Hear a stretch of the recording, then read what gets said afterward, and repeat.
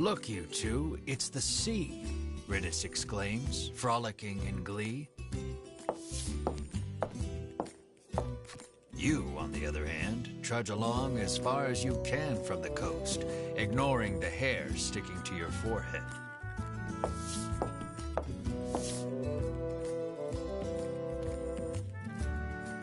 Feeling something at your feet, you glance down. There's something underneath your boot. It appears you've stepped on a monster's cape, making it very upset. It attacks you in fury.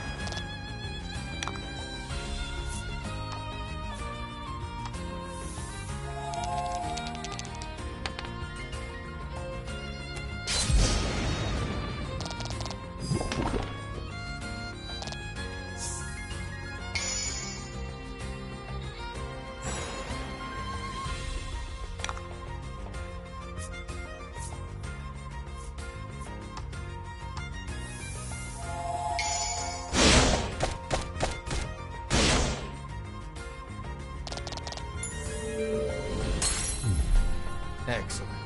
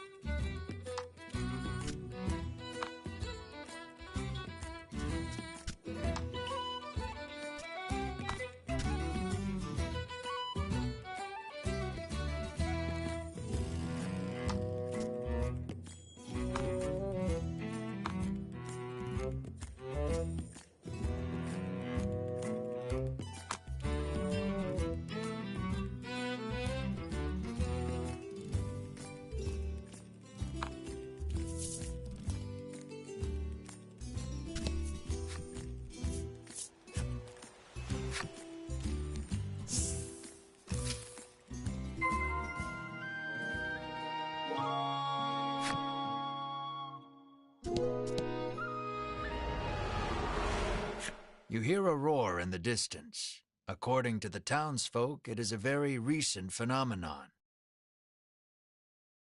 Rumor in the village has it that it might be the dragon.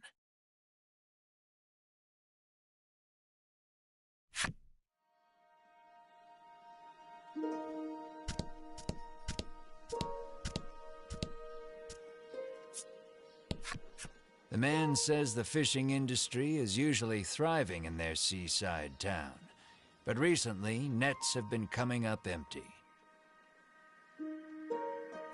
He mentions that even the fishing harbor to the northwest has been suffering from poor hauls of late.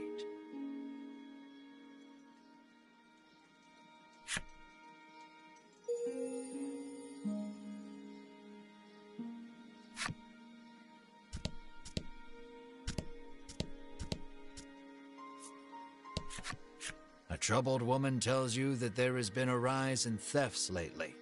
She speculates the recession to be the cause.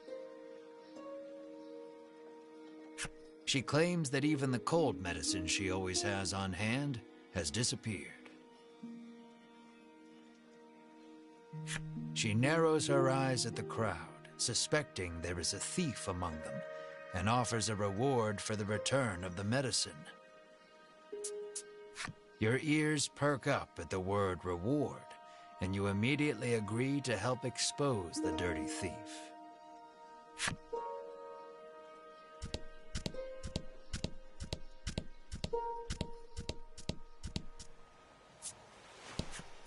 I can feel the dragon's presence. I must inform Lady Winifred, the knight mutters. You feel impatient, determined not to let the order beat you to it.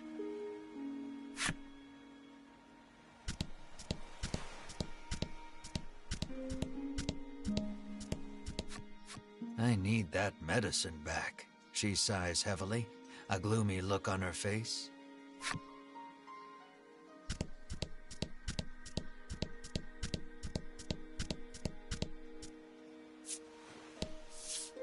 You approach a woman sneaking around in a corner of town. Hearing your voice, she turns in surprise. You see a vial of cold medicine clutched in her hands. You explain that the person she stole it from needs it back. The woman begins to explain her own situation with downcast eyes. My poor little boy is bedridden, she says tearfully.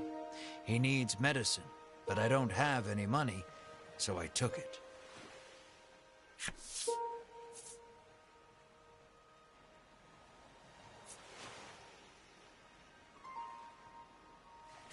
Hearing her tale, you are overcome by sympathy and decide to look the other way. She thanks you and hands you something, apologizing for not having more.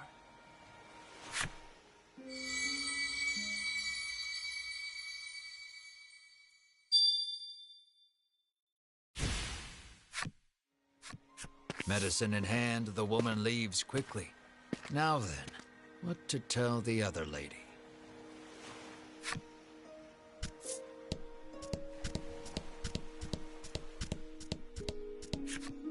You explain that you are unable to find the thief. Clearly saddened by the news, she explains that she keeps the medicine on hand for her husband, who gets sick quite easily. She laments that she may not have the money to buy more. Unsure if you made the right choice, you return to your journey with a heavy heart. Saving one forsakes the other. What a cruel world this is.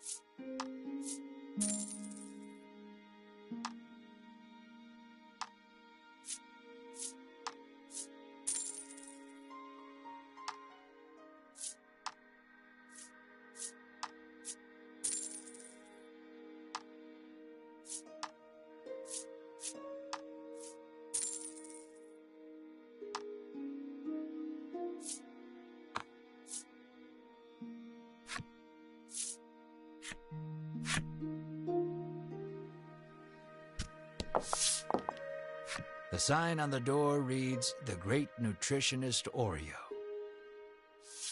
You open the door without knocking. "Is anyone home?" you call. A muscular man emerges from the back.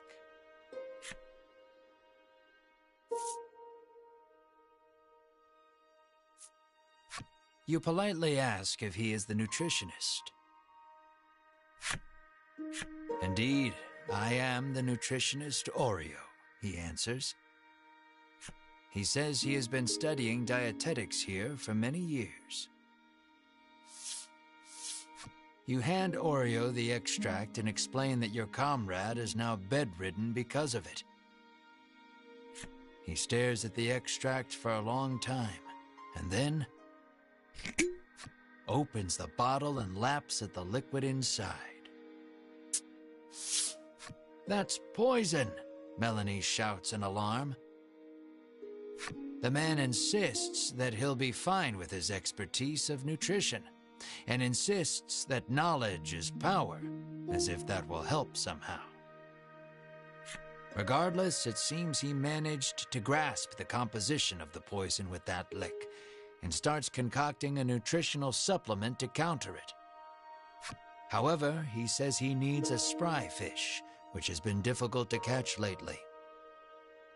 He needs a special fish to make the necessary supplement.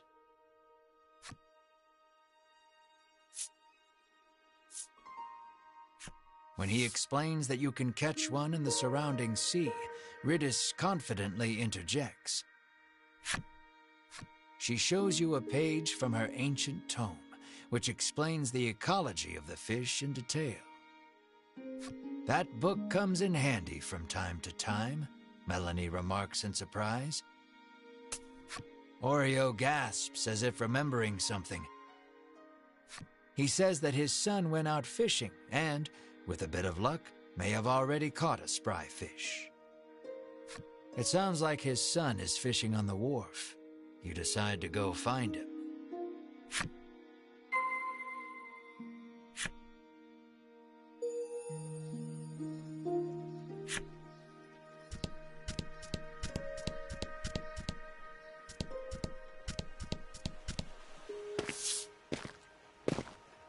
You see a young man with his line in the water and call out to him. He turns around and flexes, shouting out suddenly, "Power is power." You stare, enchanted by his bulging musculature. There is no doubt in your mind that this is Oreo's son.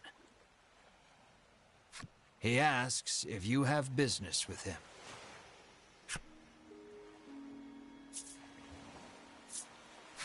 Though you are pretty sure of the answer, you ask the young man if he is the nutritionist's son.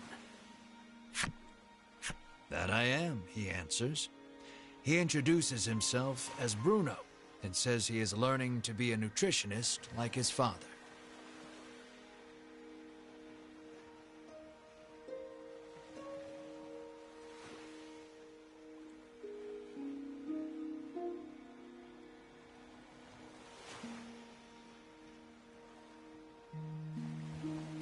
You introduce yourself, expressing to him that you are a hero on a journey and require a spry fish to save your ill comrade.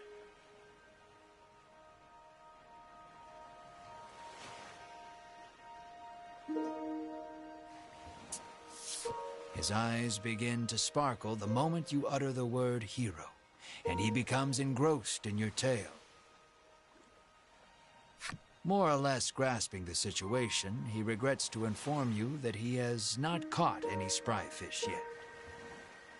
He says that a monster has settled near their town, and its thundering roars have scared most of the fish away. You know Oreo needs a spry fish to make that supplement. Hearing the despair in your voice, Bruno speaks, his words like an ember in the dark. He tells you that there is a harbor near town where fishermen gather. Perhaps you can find the fish you seek there. You thank him for the information, then head to the harbor with your comrades. Just as you are about to leave, Bruno offers to escort you there.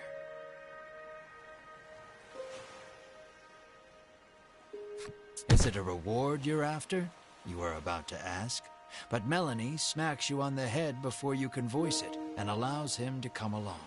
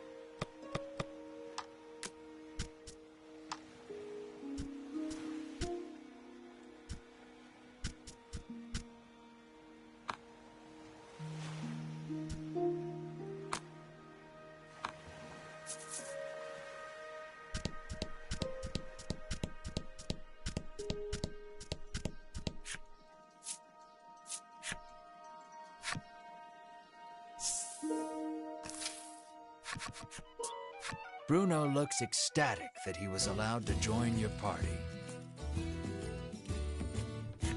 you ask him why, he tells you that his dream is to be an adventurer and has thus been training every day.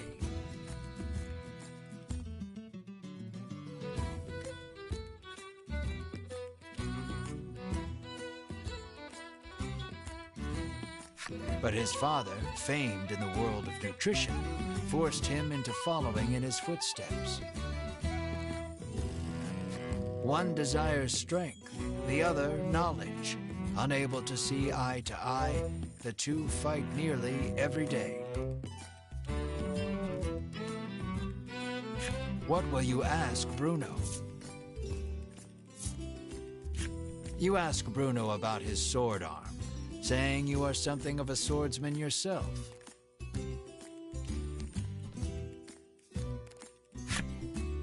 Bruno replies that he specializes in hand-to-hand combat, then flexes his bulging biceps as proof. Apparently, he only carries around a sword to look like an adventurer.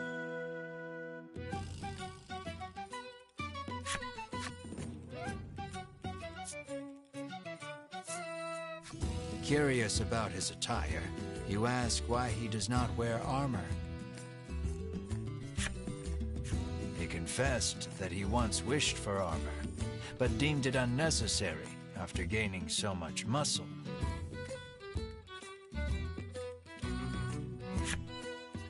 In that moment, you realize something.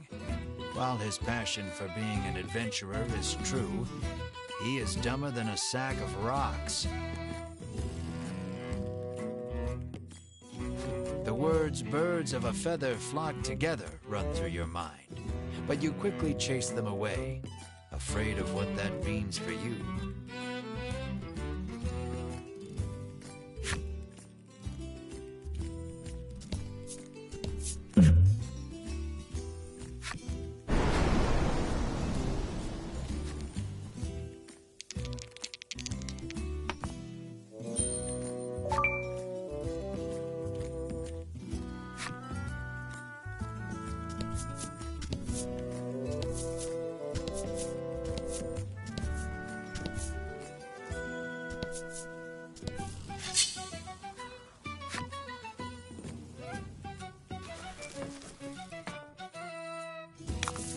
Hey bro. Don't hold back. Yo, bro, welcome.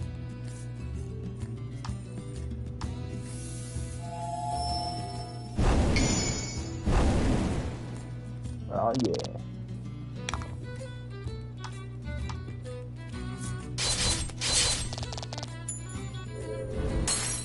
Bruno is my favorite character in this game. Oh shit. I have to see.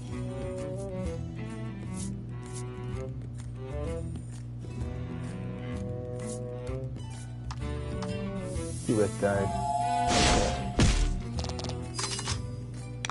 Okay.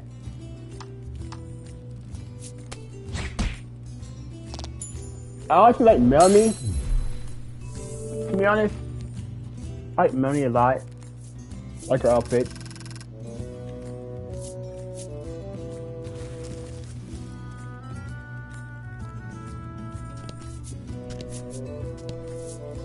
Lots of comedy gold from Bruno.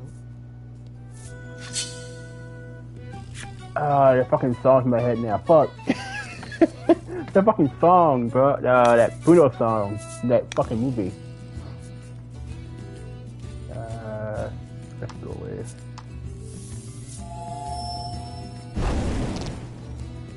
Okay, work.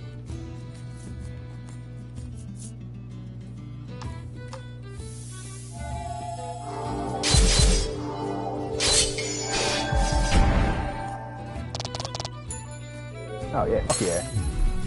Fortune favors the The bold. bold.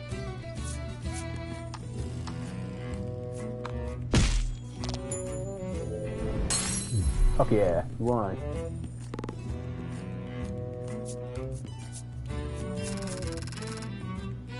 I can hear myself talk. Let me do my fucking sound, my earphone real quick.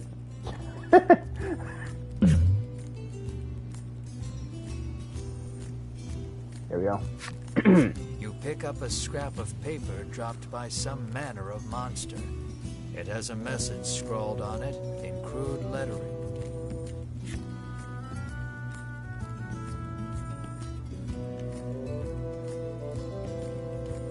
Stolen treasure.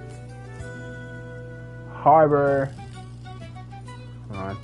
Give me a second here. Let me write my notes real quick. Hold on. I know the first one is stolen treasure. The last sentence is where sea to sea. So I don't know what the second one is.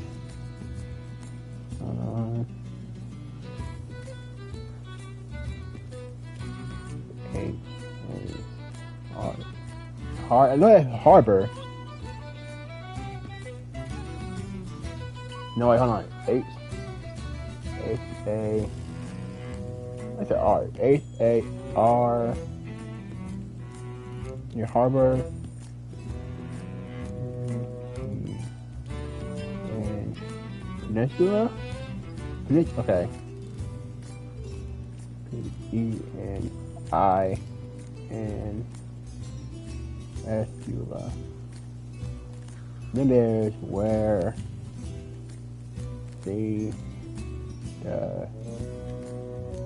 Okay, so it says stolen treasure, Harbor Peninsula, where sea to sea. Okay. Clearly, whoever dropped this message did not want to forget where the stolen treasure is hidden.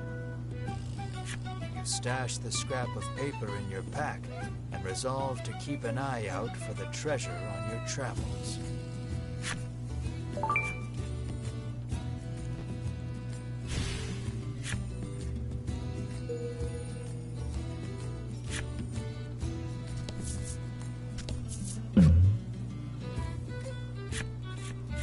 Bizarre rock appeared.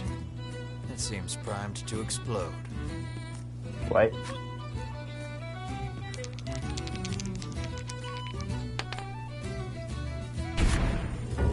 The bizarre rock transformed into a fear rock. The only way out of this fight is through it. Huh, okay.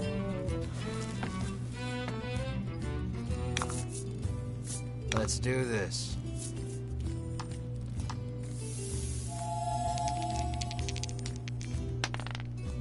Oh yeah.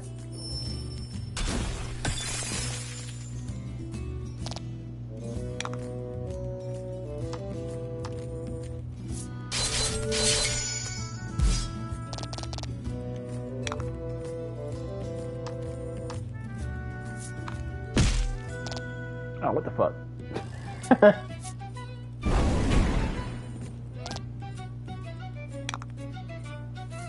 You just stayed frozen. You just stayed frozen, bro. What the fuck?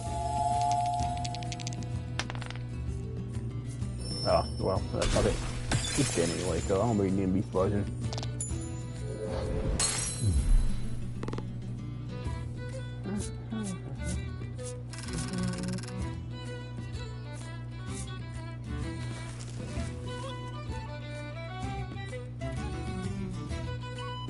Bye, heal her now.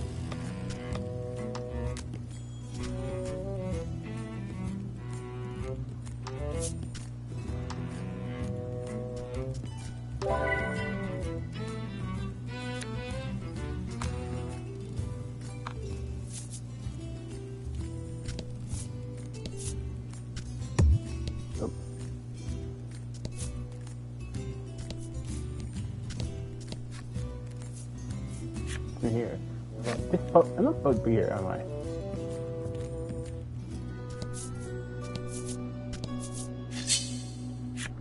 I should probably leave. I'm not supposed to be here, back.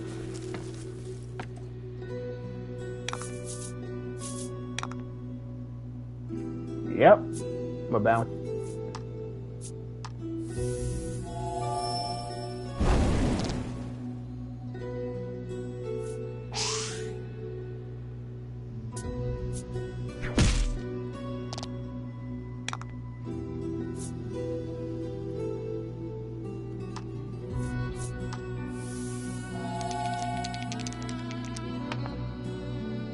Pretty fine.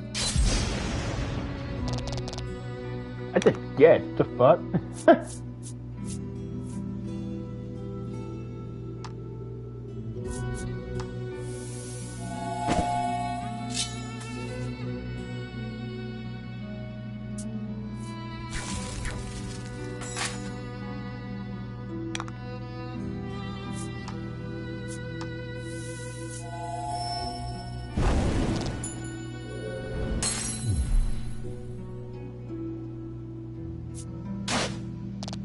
One. Oh, the fuck? Uh-oh.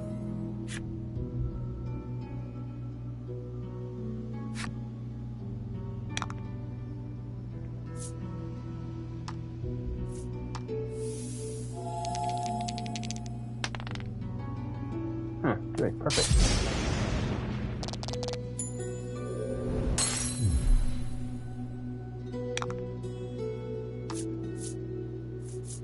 Do I have one? Do I have one? Do I have one? Yes, I got one.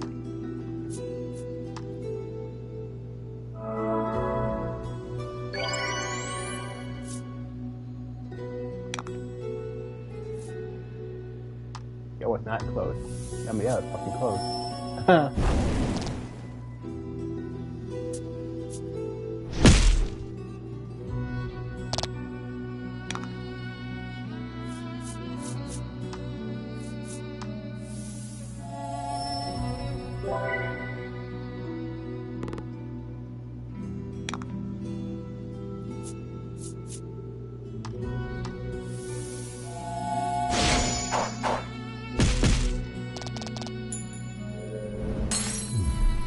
Yeah, it's just bouncing here. I don't think I'll be here.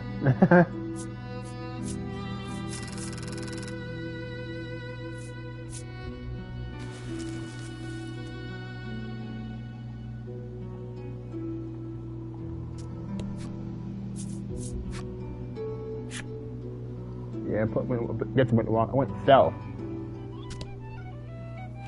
Let me heal her again.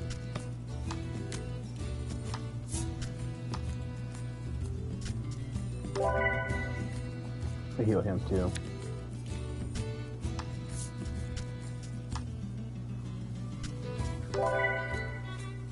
Cool.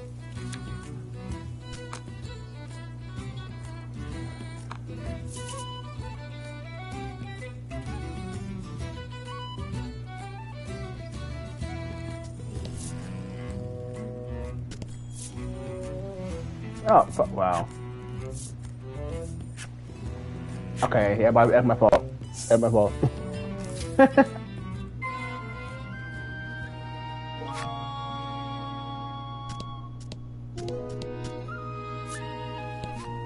Lately, a monstrous roar has been disturbing the seas and scaring away all the fish. He sighs, lamenting that his catches have been poor as a result.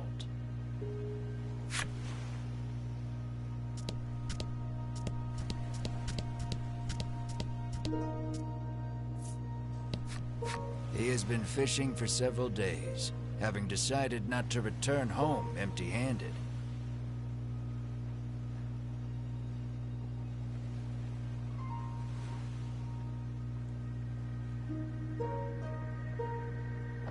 He hopes his wife and child back in Shoreland are well.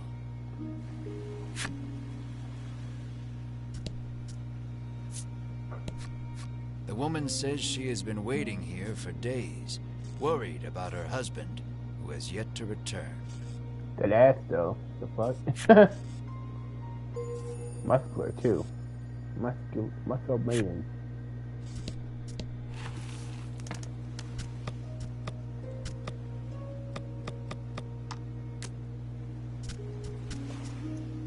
Just one guy, okay.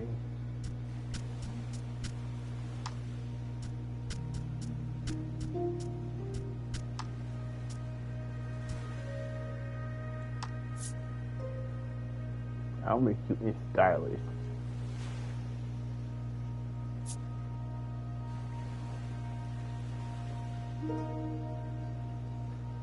Is that why you didn't get a fucking wing? Wow, okay. So you wanted to work out. So you worked out. Okay. 38. Okay.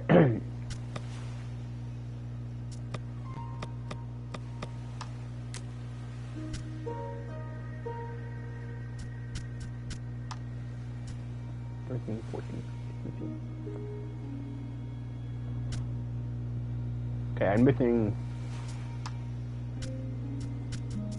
1, 2, 3, 4, 5, 6, 7, 8, 9 cards for characters. Okay.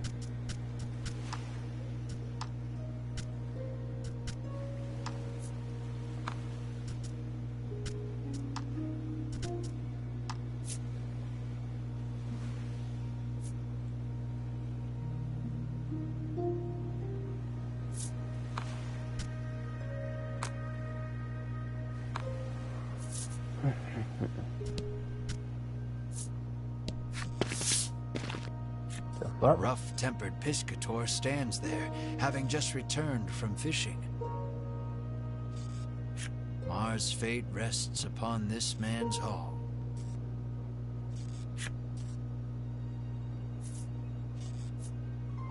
Terrible, he says, showing you the few fish he's caught. Inside you see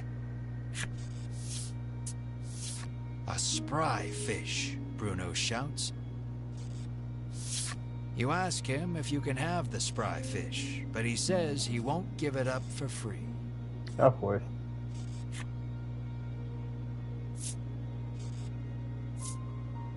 When you ask how much it will cost, he Oh, gives come the the fuck absurd on, price bro. of 1 million gold pieces. Okay, dude, what the fuck, bro? You're heartless, Ridis pouts. The man is enraged by the rude response. Oh, how you mad? We should be mad. You fucking that kind of fucking price, bro. Who want to pay $1 million gold for one fish? Just then, Bruno prances forth and shouts, "Stop right there." Your fisherman muscles are simply sublime, he exclaims. He challenges the man to a competition of muscles with the spry fish as the prize. The Piscator seems interested and agrees on one condition. If you lose, you must become my servant. Okay, fine with this guy, man. This one's all yours, Melanie says, patting you on the shoulder. Then let the carnival of might and muscles begin, Bruno roars, completely fired up. Your puny body is no match for mine, the Piscator shouts back, throwing a punch. So we're fighting him in. Okay, cool.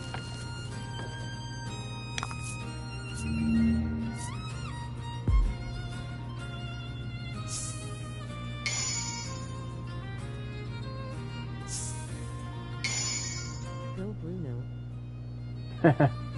Yeah. You got this.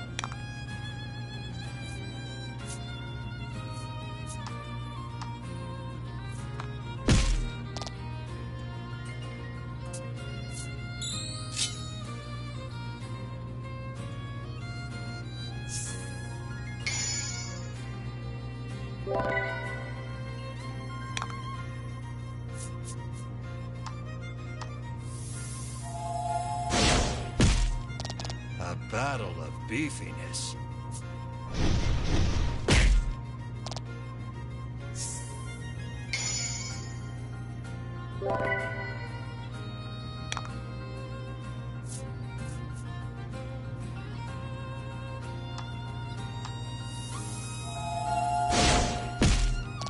It feels like watching a bodybuilder competition.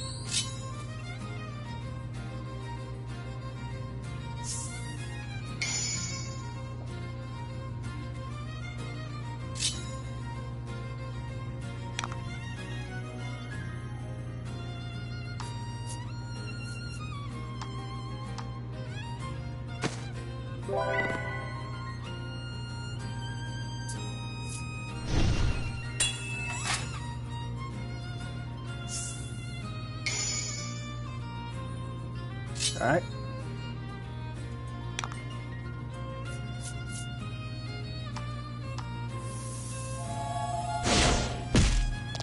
You're doing great.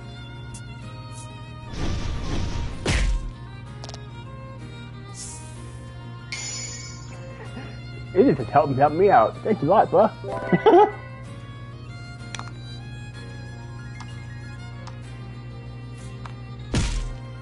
A 1.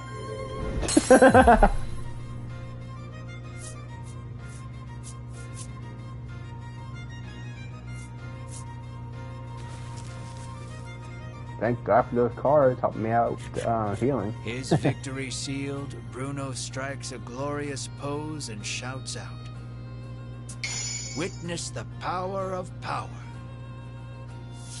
Defeated, the Piscator hands over the spry fish to Bruno. Bruno extends a hand to the Piscator, who has fallen to his knees. With a serene smile, he takes the offered hand. An unspoken friendship begins to form between the two.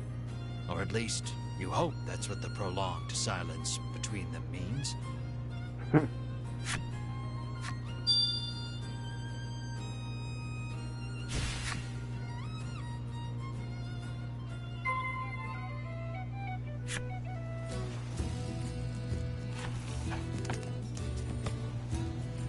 Oh, yeah, you. I'll take it to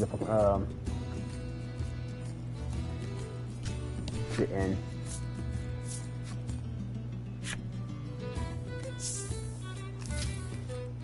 With the spry fish in hand, you head back towards Oreo's clinic.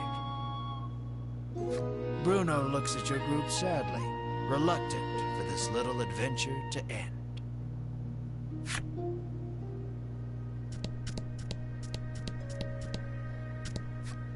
You set foot inside the inn only to be greeted with the great clanging of a bell. "Congratulations," the innkeeper shouts above the joyous din. It would appear you and your companions are this inn's 10,000th customers. That means you've won the lifetime of free stays pass. Fuck yeah.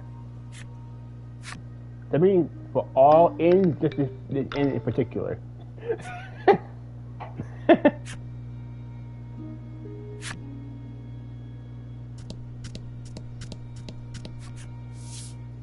You hand the fish to Oreo and ask him to make you the supplement.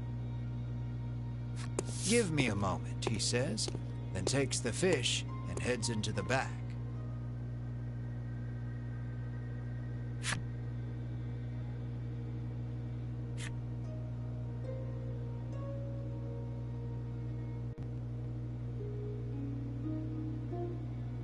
Oh. "It's ready," he says, emerging from his room and handing you a bottle.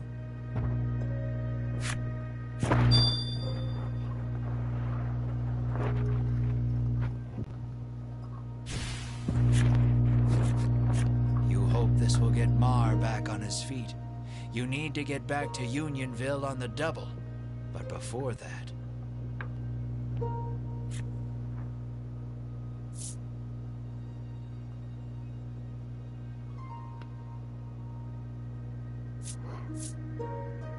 You wordlessly extend a hand to Bruno. Bruno takes your hand and gives it a firm shake. You can feel the bones in your hands splintering. You just hope Bruno has enough self-restraint not to shatter them completely. Ow. You make a mental note never to shake hands with him again, then turn to leave. But Bruno stops you and says he wants to journey with you just a little longer. But Oreo is quick to douse the flames of his desire. You will stay here and study, he commands. The fuck, dude? Nah. I hate parents like that, bro. Parents who force you to do what you want to do. Then you leave me no choice. Bruno's expression reads as he raises both hands behind his head and squats at hyper speed. "I want to show this power to the world," Bruno proclaims to his father. You have much to learn, my son, Oreo retorts as he starts sidestepping at breakneck speed. What? Only the sound of their labored breathing and bodies moving resonates through the otherwise silent room. You can only look on in stunned silence at the enigmatic display.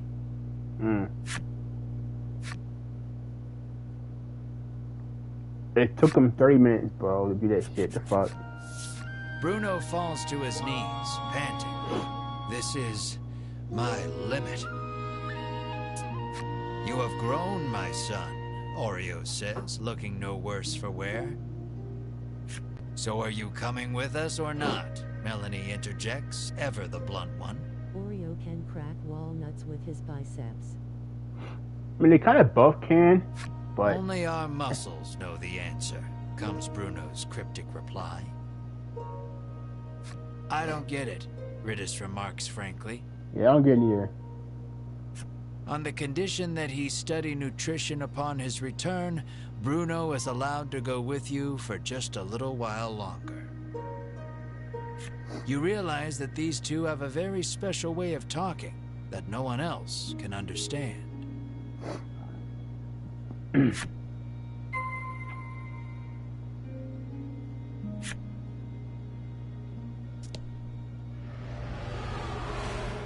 Hearing yet another roar in the distance, you realize you need to get the supplement to Mar so you can investigate the sound together. I feel like sound comes from the fucking tower. I'm pretty sure it comes from the fucking tower. It has to come from the tower, bro. What the fuck? Whoops.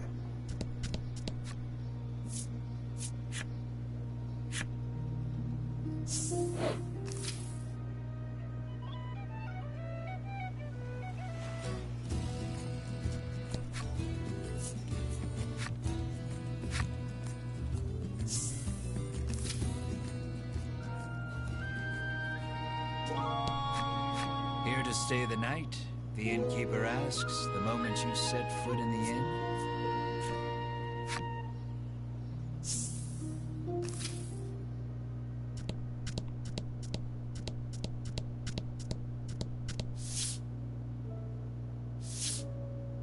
Mar lies listlessly upon the bed, looking somewhat haggard. You help Mar sit up. Drink this, Mar, you say to him gently. He weakly opens his mouth, and you slowly pour the energy concentrate inside.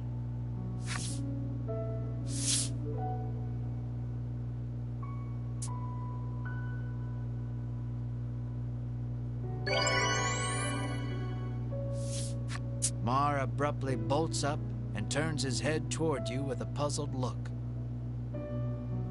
It looks like Mar is all better now. Yay!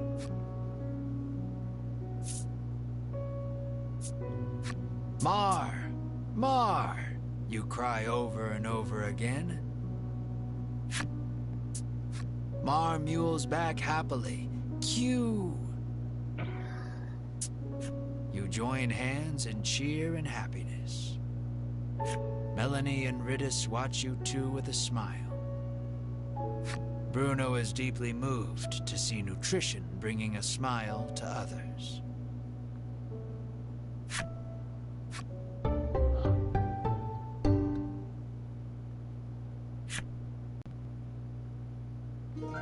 With this, you can finally put the happenings of that strange village behind you.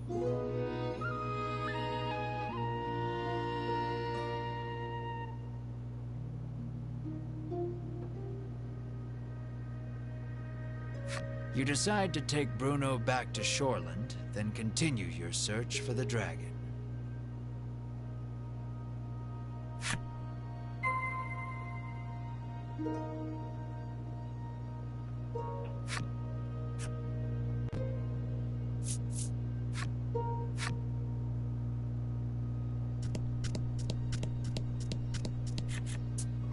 The girl sighs. You're dirty again, she says, wiping a slime's mouth. Mr. Flobby, You're alive, you exclaim in glee. That ain't him. This is Mr. Globby, Mr. Flobby's cousin, she tells you. Fuck. Oh, right. I forgot fucking. God damn, I forgot to tell her. Well.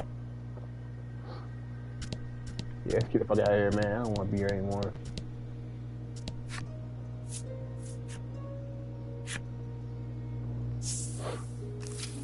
Okay, I'm supposed to go back to Shoreland. Cool.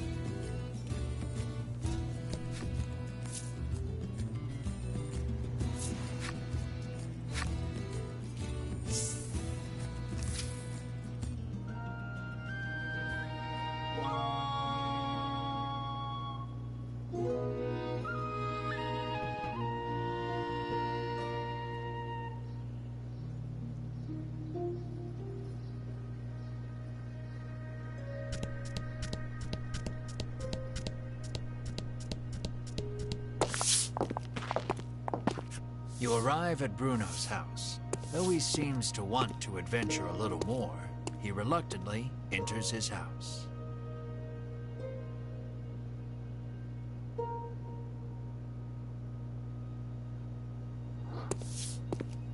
You ask Oreo if he knows anything about the monster behind that mighty roar.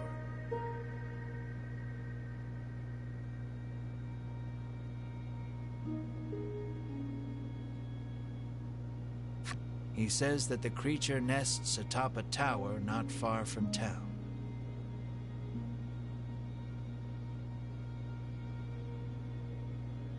With that, your next destination is decided. Here, you will part ways with these two, but you owe a great deal to the nutritionist and his son.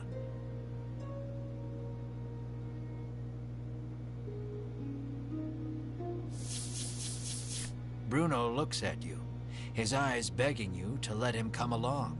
What will you say?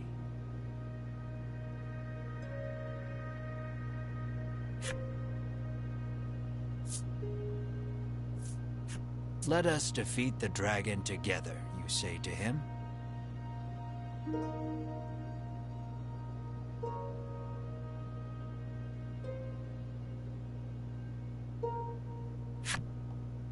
You are sure his power and knowledge will come in handy against the beast.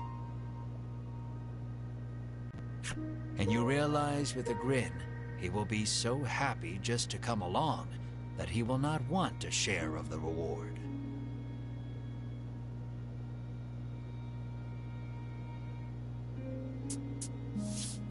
Bruno is happy he can continue the journey, but Oreo stops him before he can get carried away.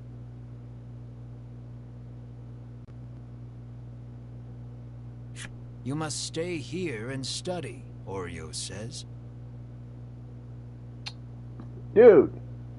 Bruno explains that the journey thus far has taught him the splendor of nutrition, and he now wishes to travel the world to deepen his knowledge.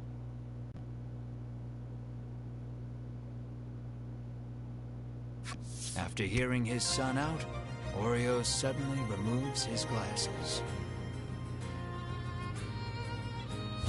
And in the blink of an eye, the flesh of Bruno's cheeks, pectorals, and abdomen recess.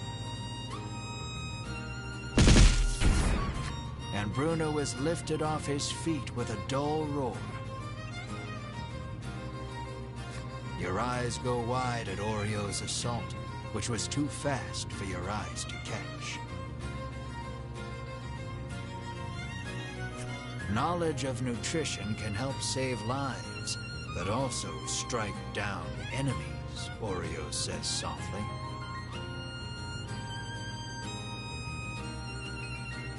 Wow, nutrition is incredible, Ridis marvels, not putting too much thought into the events before her.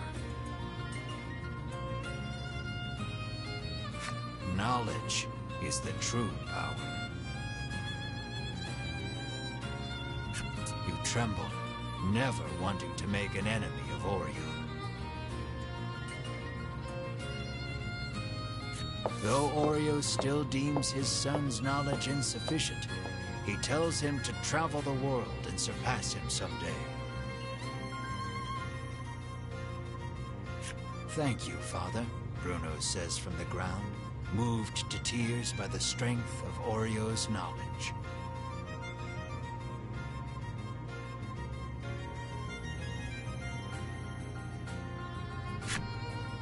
So it comes to pass that you journey to the tower with Bruno to find the roaring beast. I knew it. Okay, cool.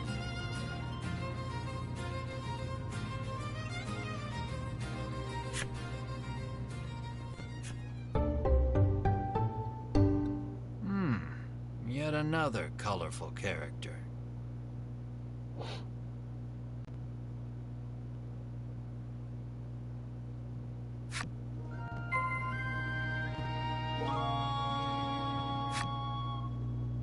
Alright, cool.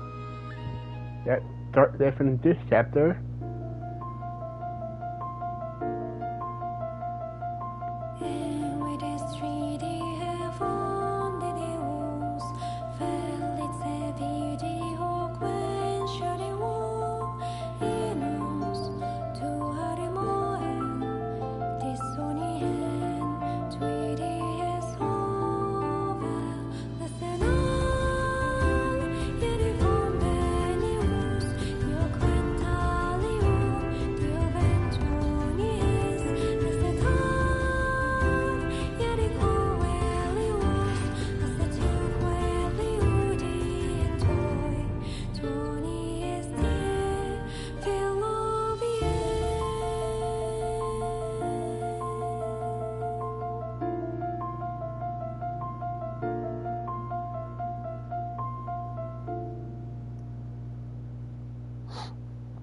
With that being said, I'm gonna end it here, and we'll continue with you the tower next stream, which is probably tomorrow at 6 p.m. EST.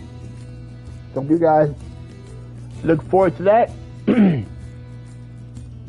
being said, just leave a like, comment, subscribe, hit the notification bell, be notified when I stream next. And we do hit the bell. Press all. That way you'll be notified of all streams going forward. Thanks for watching. My name is Kai, and I'll see you guys next time.